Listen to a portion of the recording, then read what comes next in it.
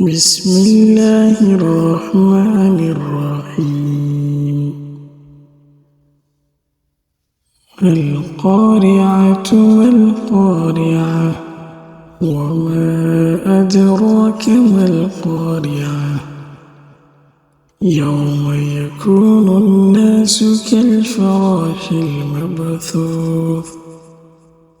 وتكون الجبال كالعهن المنفوش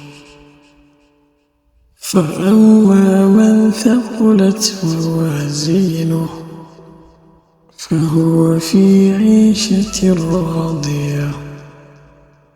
وأما من خفت موازينه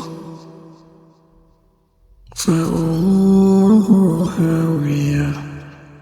وما أدراك ما هي نار حامية